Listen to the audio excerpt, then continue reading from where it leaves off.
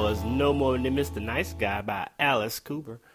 Alice Cooper, one of the nicest people on the fucking planet. If you've lived in Arizona at all and you've had the pleasure of meeting Alice Cooper or you've seen him at a golf tournament or anything like that, you know that's so fucking true. He's one of the nicest people on the planet. Been rocking and rolling for a long ass time. I actually got the chance to see him live. He opened for Motley Crue on their last tour. Motley Crue actually played their final show on my last birthday, so that was cool. I'm a huge Motley Crue fan too. I played some of them on probably the next show. Yeah. So that was No More Than Mr. Nice Guy by Alice Cooper. I'm playing some jams today. These are just hand-picked jams from me. No Prince because I actually share this show on YouTube as well. And if you play Prince on there, they won't play that entire fucking segment. So I think that's it for me on Prince on the podcast until I get, figure some shit out. So yeah, I got some dating advice because again, Valentine's Day is pretty soon as I'm recording this show. Depending on when you're listening to it, it may have already passed or not. If it did, you're fucking late. But this advice is year-round shit. I was talking to one of my friends, and he was asking me people come to me for relationship advice, and I am also a dating coach. I've been doing that for almost 6 years now, and no, almost 5. Sorry, it'll be 5 years, and I think also June. Shit, I do a lot of things in June. So yeah, 5 years in June. So yeah, he came up to me and he asked me for some dating advice, as most of my friends do. If you want the premium shit, holla at me about my rates and stuff. I'm affordable as fuck, y'all. You be doing yourself a total service by hiring me because I'll get you some goddamn results. Anywho, came up to me and he just seems really unhappy in his relationship. He says that his chick annoys the fuck out of him and all that stuff. Now, here's what I gotta say. In any relationship, you want to hit this following ratio if you want to be in a at least functional relationship with somebody that you're compatible with. You need to be 90% happy and 10% annoyed. Like throughout the course of your relationship with somebody, 90% of that time you should be happy with that person and only 10% annoyed. Because you're going to get annoyed with somebody. I'm sorry. It's just going to happen. Somebody's going to do some shit that you don't quite like, or something's just going to irritate the fuck out of you or whatnot. That's going to happen. But, you got to balance that shit out. Be like, hey, you know what? This person does this. This motherfucker chew with their mouth open or some shit.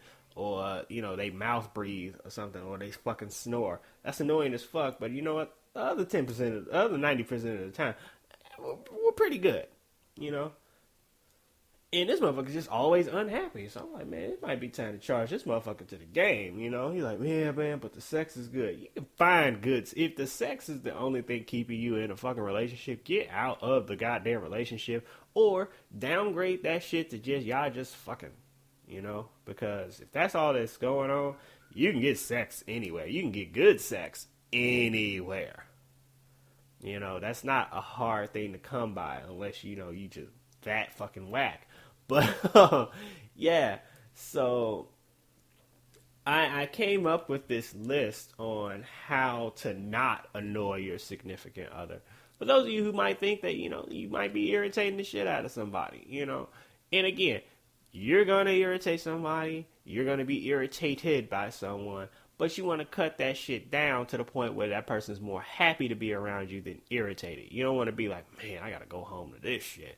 You don't want to think that all the time. So, I got 4 things. And trust me, we're getting to the smart, stupid people. Don't just hang on tight, y'all. Just hang on tight, please. So, how to not annoy your significant other. We got 4 points here, all right? Number 1, possibly the most important. Realize that your relationship is not all about you.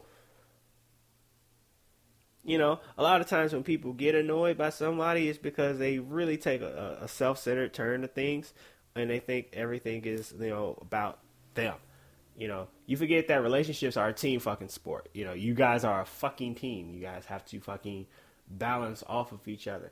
Sometimes some people might not be wanting to, hear about your shit. You know, sometimes somebody might not want to be, sometimes somebody wants to go to sleep or something, and timing is very important about this one because there are certain times where it's okay to talk about things. There are certain times where it's not okay to just unload the world on somebody, primarily before someone goes to sleep. Because sleep is for what most people don't really get is that sleep is extremely important, and everything you do prior to you going to sleep is extremely important as well because it works on your subconscious level.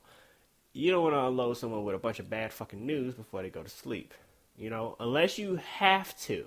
Unless you absolutely have to, save that shit for another goddamn day. Because now I gotta go to sleep with this shit on my mind because you don't know how to be tactful and tell me this shit in a timely manner. You want to wait till I'm most comfortable, to do that shit. And I'm not saying this from personal experience. I've had some girlfriends in the past wait till I'm fucking going to sleep. I'm like, yo, yeah, I check that shit quickly. Fuck that. You're not about to wait till I'm extremely goddamn comfortable to lay on some bullshit to me. Tell me that shit when I'm already upset or something like that. Especially if it's going to make me upset. Wait till I'm already upset because I can't get more upset than what the fuck I am. But, yeah, it's not all about you. There's two people, at least two people involved. Because I know some freaks. It's at least two people involved in your relationship. It's not all about you. You have to take into account that other person's feelings, that other person's desires, that other person's wants, that other person's needs. It's not always about you. Everything going on in that person's day, not always about you. Not always about you. You gotta fucking figure that shit out. You're with this person. You need to pick up on their emotional cues and know, hey, you know what? Maybe I should, chill the fuck out.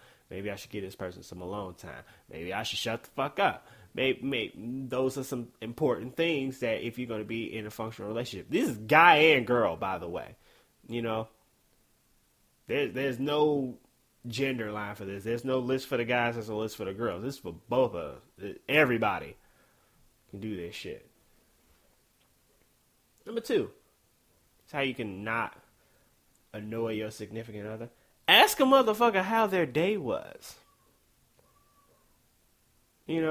Every day, and if you've been a friend of mine for a long ass time, if you've been a friend of mine for a short ass time, if I talk to you on a regular basis, one thing I will always ask you is, how was your day? Why? I genuinely care about how the fuck your day was. This is actually your moment to vent out some things, because when I ask you how your day was, you can tell me from start to fucking finish. You can tell me as little or as much information as you want to, but I'm giving you that window to do that. That's just me personally. It could be you too as well, but me, if I ask you how your day was, that's your green light to fucking tell me how your fucking day was from bell to fucking bell. Because a lot of people fucking vent that way. I don't know what the fuck happened in most people's days because I only hang out with me on a 24-hour, 7-day basis, I know how my day went. Somebody asked me how my day went, usually my days are actually pretty fucking good. Even my bad ones. But at the same time, no one asked me. And that's a fucked up part about being the type of person that I am. If you're like a instinctively strong person, or you have great leadership qualities or something like that, very few people are going to ask you how your day was. Very few people are going to ask you if you're okay. And that wears on you a little bit. It comes with the territory. It doesn't mean that it's okay. Trust me. But when people think that you're always got it together and always in control, trust me, you're going to find less and less people to ask you how your day was. And that's going to become annoying as fuck. Sometimes I like to be asked, hey, Aaron, how was your day? What did you do today? Was everything cool? Did you have to curse a motherfucker out? The answer to that question is yes. I swear to God, there's not a fucking day where I don't have to curse somebody out. If there was ever a day where I did not curse somebody out, that's probably because I stayed cooped up in my fucking room. And even then, I probably cursed somebody out because I have my computer, my Apple, everything around me at that point. There's probably never a fucking day where I have not given somebody the finger. I cannot remember for the life of me. Uh, I was born giving the fucking finger to somebody. But yeah, ask somebody how their day was. Yes, I said ask with a K. Shut the fuck up. Uh, but yeah, you will annoy people less by including their feelings in there. And I'm going to get to something else a little bit later on. Now, number 3, you got to set aside some time to be alone. Now, I get it. You're in a relationship. You want to spend time with that person. However, you got to find a balance between spending quality time with somebody and monopolizing someone's time. You know? There are 24 hours in a day. There are 7 days in a week. There are 365, 66 this year, days in a year. You got to find that balance where, hey, you know what? We're going to spend time together and stuff like here. And then you could do your own thing on these days or whatever. You know, I'm not saying you got to schedule that shit the fuck out like that. But at the same time, you got to find that balance between, hey, you know, we're going to be doing this. What are you doing this day? Because I got something going on this day. You're welcome to come, but you don't have to, or whatever. So, whatever. Compromise is what I'm saying. You know, why is that? If you spend every one of your free moments with someone, that time gets less and less special. You know, because it gets less and less special, and then it gets to that dangerous part where it becomes routine. When things in a relationship become routine, things get boring, and that's when shit can kind of go bad. You don't want that to fucking happen, so you gotta find some balance, and you gotta find some fucking alone time. You know? Girl I'm dating a couple of weeks ago, just out of the blue, was like, I'm going to Miami this weekend. All right, cool. She didn't ask me if I wanted to go to Miami or anything like that. She just said she was going to go to Miami. All right, cool. Have fun. That's the kind of person I am. And I could tell that she kind of got upset when I said that. I'm a very agreeable person with that. If you want some alone time, you want to go to Miami, have fucking fun. You know, play some Will Smith on the flight. You know? That's cool. Have fucking fun. Take some pictures. Bring me back a souvenir of some sort, and we'll be alright. You know, you made the decision to go. Back to being decisive. You made the decision to go. I'm not gonna bellyache over it or nothing like that. I can survive a weekend without the person that I'm dating. It's cool. This weekend she told me she's going to San Francisco. Cool. You know, have fun. Visit your family. Have a great time. You know, I work weekends. So, okay, cool. Awesome. You go up there. I just work out, bring my black ass home. Cool. There's nothing upsetting about that. Nothing would annoy me about that. At the same time, because it's my alone time. Trust me, you guys, Aaron loves his alone time. I love my alone time. Because what do I do in my alone time? Man, I sit around in my drawers, watching movies, eating donuts, doing some sit-ups, going to the gym, hiking. I talk to myself. It's fucking awesome, my alone time. I live the dream when I'm by my goddamn self. Not to say I don't live the dream when I'm spending quality time with someone. No. However, man, on them times when Aaron gets to be with Aaron, because you know what? I can't annoy me.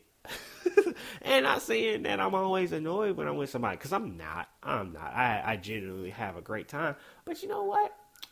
Sometimes that alone time is the shit, son. You know where I'm going to spend my alone time after April 7th? Because April 7th is when Harry Potter World, which is right down the street from the motherfucking crib, opens up.